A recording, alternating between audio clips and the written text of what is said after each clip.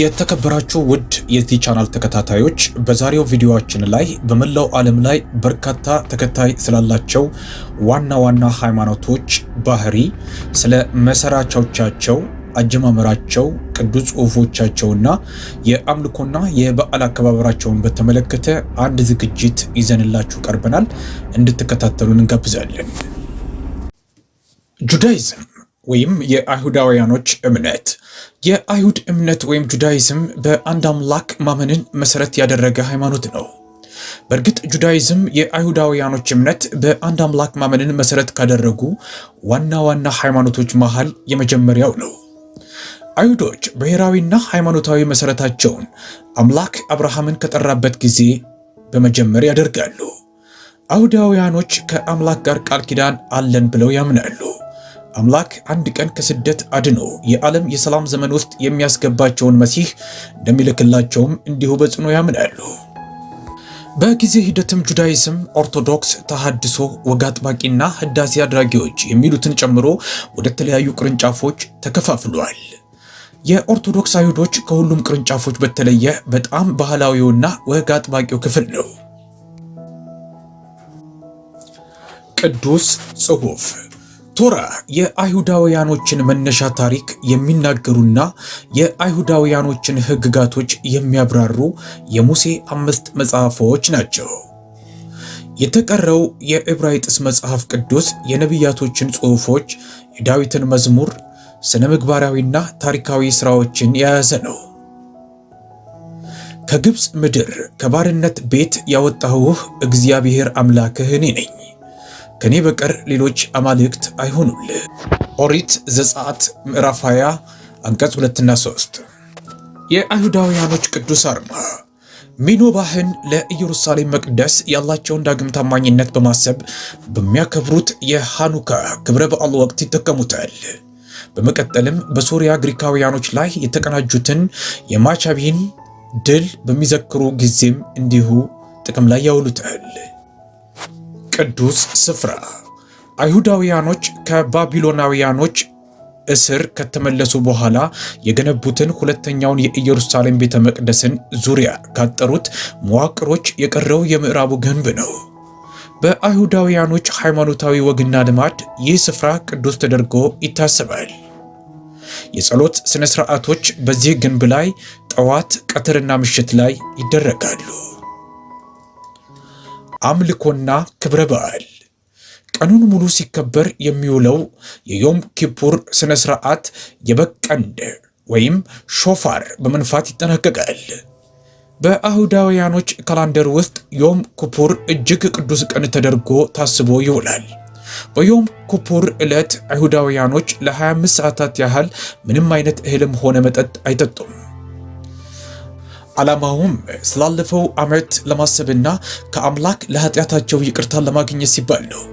የአይሁዳውያኖች አዲስ ዓመት የሆነው ሮሽ ሐሻናህ ካለፈ ከ10 ቀናቶች በኋላ በወርሃ መስከረም ወይም በጥቅምት ወር ላይ ይውላል። ክርስትና ከሌሎች ሃይማኖቶች ሁሉ ብዙ አባሎች ያሉት ሃይማኖት መሆኑን ይናገራል። መሰረቱንም በአንድ አምላክ ማመንንና በኢየሱስ ክርስቶስ ሕይወትና አስተምህሮት ላይ ያደርጋል።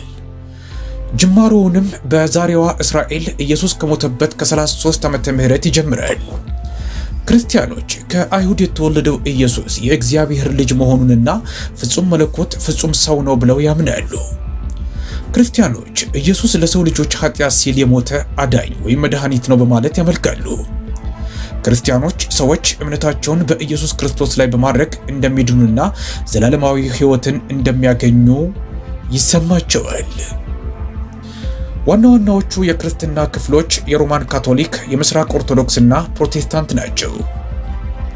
እነዚህ ሦስቱም የኢየሱስ ክርስቶስን አዳኝነት በመቀበል ላይ ባላቸው እምነት አንድ ቢሆኑም ነገር ግን የየራሳቸውን የሥነ መለኮት አስተምህሮት አዳብረዋል። ቅዱስ ጽሑፍ መጽሐፍ ቅዱስ የሁሉም ክርስቲያኖች መንፈሳዊ ጽሑፍ ሲሆን ከአምላክ የሆነ ጽሑፍ ተደርጎ ይታሰባል። የሚከተለው ጽሑፍ ከማቴዎስ ወንጌል ምዕራፍ 5 ከአንቀጽ 3 እስከ 12 ክርስቶስ በተራራ ላይ ካደረገው ስብከት የተወሰደ ነው። በመንፈስ ድሆች የሆኑ ብፁዓን ናቸው፣ መንግሥተ ሰማያት የእነርሱ ናትና። የሚያዝኑ ብፁዓን ናቸው፣ መጽናናትን ያገኛሉና። የዋሆች ብፁዓን ናቸው፣ ምድርን ይወርሳሉና። ጽድቅን የሚራቡና የሚጠሙ ብፁዓን ናቸው፣ ይጠግባሉና። የሚምሩ ብፁዓን ናቸው፣ ይማራሉና። ልበ ንጹሖች ብፁዓን ናቸው፣ እግዚአብሔርን ያዩታልና። የሚያስተራርቁ ብፁዓን ናቸው፣ የእግዚአብሔር ልጆች ይባላሉና። ስለ ጽድቅ የሚሰደዱ ብፁዓን ናቸው፣ መንግሥተ ሰማያት የእነርሱ ናትና። ሲነቅፏችሁና ሲያሳድዷችሁ በእኔም ምክንያት ክፉውን ሁሉ በውሸት ሲናገሩባችሁ ብፁዓን ናችሁ። ዋጋችሁ በሰማያት ታላቅ ነውና ደስ ይበላችሁ፣ ሐሴትም አድርጉ። ከእናንተ በፊት የነበሩትን ነቢያትን እንዲሁ አሳደዋቸዋልና። ቅዱስ አርማ ክርስቲያኖች ኢየሱስ ክርስቶስ ለኃጢአታቸው እንደሞተ ያምናሉ። አስተምህሮቱን የሚከተሉትን ሁሉ በሞቱ አድኗቸዋል ብለውም ያምናሉ። ክርስቶስ አዳኙ የሚባለው በሪዮ ዴ ጄኔሮ ብራዚል የሚገኘው ሐውልት ይህን መሠረታዊ እምነት የሚያንጸባርቅ ነው። ቅዱስ ስፍራ ቤተልሔም የኢየሱስ ክርስቶስ የትውልድ ስፍራ ስትሆን በክርስቲያኖች ዘንድ ትልቅ ስፍራ አላት። የልደታ ቤተ ክርስቲያን ወይም ቸርች ኦፍ ናቲቪቲ በቤተልሔም መሃል ላይ ትገኛለች። ኢየሱስ ተወልዶበታል ብለው ክርስቲያኖች የሚያምኑበትን ስፍራም ይዛለች። አምልኮና ክብረ በዓል ክርስቲያኖች የኢየሱስ ክርስቶስን ሕይወትና ሞት የሚያወሱ በርካታ በዓላትን ያከብራሉ። ከነዚህ መሃል በሰፊው የሚታወቀውና የሚከበረው የገና በዓል፣ የስቅለት በዓልና የፋሲካ በዓል ናቸው። የገና በዓል ብዙውን ጊዜ የኢየሱስ ክርስቶስን ውልደት ለማክበር በቤተ ክርስቲያን ስነ ስርዓቶች ላይ በመታደም ይከበራል። እንደ ክብረ በዓሉ አካልም በመውሰድ ተከታዮቹ ብዙውን ጊዜ ሻማ ያበራሉ። ኢስላም የኢስላም ሃይማኖት ተከታዮች ሙስሊሞች አላህ በማለት የሚጠሩትን አንድ አምላክ ያምናሉ። አላህ የሚለው ቃል አረበኛ ቃል ሲሆን ትርጉሙም አምላክ እንደማለት ነው።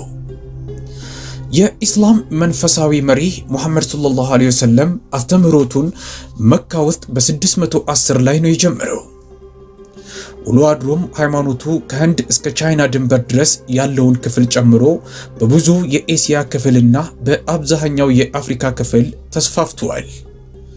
በሙስሊሞች እምነት መሰረት ቅዱስ መጽሐፋቸው የሆነው ቁርአን የአምላክን ቀጥተኛ ቃል የያዘና ለነቢዩ ሙሐመድም ከ610 እስከ 632 ባሉት ዓመታት ውስጥ እንደወረደ ይታመናል። ሙስሊሞች አምላክ ተፈጥሮን እንደፈጠረና ያለ እርሱ ጣልቃ ገብነት ቢሆን ምንም ነገር እንደማይኖር ያምናሉ። አምላክ 4 ዋና ዋና ተግባሮችን ይከውናል። መፍጠርን፣ ማኖርን ወይም ሲሳይ መለገስን፣ መምራትና መፍረድ ናቸው። የኢስላም እምነት መሰረቶች 5 ናቸው። እነዚህም አንደኛ ከአላህ በስተቀር ሌላ አምላክ የለም፣ ሙሐመድም መልእክተኛው ነው ብሎ በልቦና አምኖ በምላስ ማረጋገጥና መመስከር ነው። ሁለተኛ ሶላትን አስተካክሎ መስገድ። ሶስተኛ ዘካን ለሚገባቸው ድሆች መስጠት። አራተኛ የረመዳንን ወር መጾም። አምስተኛ ማንኛውም በቂ ሀብት ያለው ሰው በዕድሜው አንድ ጊዜ መካ ሄዶ የሐጅን ስነ ስርዓት መፈጸም። በኢስላም ውስጥ 2 ዋና ቅርንጫፎች አሉ። እነዚህም ሱኒና ሺአ ይባላሉ። በሁለቱ መሃል ያለው ልዩነት በሙስሊም መንግስታት ወይም ሀገራት መሃል ባለው ታሪክ ላይ የተመሰረተ ነው። ሺአዎች መሪዎቹ ከሙሐመድ ቤተሰብ የመጡ መሆን ይገባቸዋል ብለው ያምናሉ። ሱኒዎች ደግሞ መሪዎች የሙሐመድ ተከታዮች ብቻ ከሆኑ ይበቃል ብለው ያምናሉ። ብዙዎቹ ሙስሊሞች ሱኒዎች ናቸው። ቅዱስ ጽሑፍ የኢስላም ቅዱስ መጽሐፍ ቁርአን ይባላል። በአረበኛ ቋንቋ ቢጻፍና ቢነበብ ተመራጭ ቢሆንም በብዙ ቋንቋዎች ግን ተተርጉሟል። የሚከተለው አንቀጽ ሁሉም ሙስሊሞች በቀን 5 ጊዜ በየዕለቱ በሚያደርጓቸው ስግደት ወቅት የሚደጋግሙት አንቀጽ ነው። በአላህ ስም እጅግ በጣም ርኅሩህ በጣም አዛኝ በሆነው ምስጋና ለአላህ ይገባው የዓለማት ጌታ ለሆነው እጅግ በጣም ርኅሩህ በጣም አዛኝ የፍርዱ ቀን ባለቤት ለሆነው አንተን ብቻ እንገዛለን፣ አንተንም ብቻ እርዳታን እንለምናለን። ቀጥተኛውን መንገድ ምራን። የእነዚያን በእነርሱ ላይ በጎ የዋልክላቸውን በእነሱ ያልተቆጣህባቸውንና ያልተሳሳቱትንም ሰዎች መንገድ ምራን በሉ። ቅዱስ አርማ ኢስላም ብዙውን ጊዜ የግማሽ ጨረቃ ምልክትን አርማ ይጠቀማል። በጨረቃ የጊዜ መቁጠሪያ ላይ የተመሰረቱ ስነ ስርዓቶች የሙስሊሞች አንድ አስፈላጊ አካል ናቸው። ቅዱስ ስፍራ መካ ለሁሉም ሙስሊሞች ቅዱስ ስፍራ ነው። ከኢስላም የእምነት መሰረቶች መሃል አንዱ በአካልና በገንዘብ ብቁ የሆነ ሙስሊሞች ሁሉ ቢያንስ በዕድሜያቸው አንድ ጊዜ ሐጅ ማድረግ ወይም መካን መጎብኘት አለባቸው። የተግባር ሙስሊሞች በቀን 5 ጊዜ ፊታቸውን ወደ መካ አቅጣጫ አድርገው መስገድም ይኖርባቸዋል።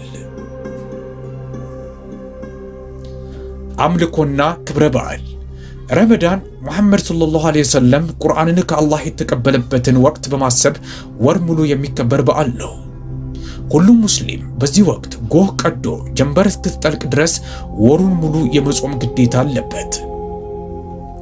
ሙስሊሞች ጾም የኢስላም እምነት ተከታዮች ከአካላዊ ፍላጎቶች ወይም ከቁሳዊ ነገሮች ይልቅ መንፈሳዊ ነገሮች ላይ እንዲያተኩሩና ለሌሎች ሰዎች ርኅራሄን እንዲያዳብሩ ይረዳቸዋል ብለው ያምናሉ። ረመዳን ከኢድ አልፈጢር በዓል ጋር ይገባደዳል። ከወደዳችሁት ላይክ አድርጉ፣ እንደዚሁም ሼር በማድረግ ለወዳጅ ዘመዶቻችሁ ማጋራታችሁን አትርሱ። ሀሳብ አስተያየት ካላችሁም ኮሜንት ላይ ጻፉልን። ስለምትከታተሉን ሁልጊዜም እናመሰግናለን።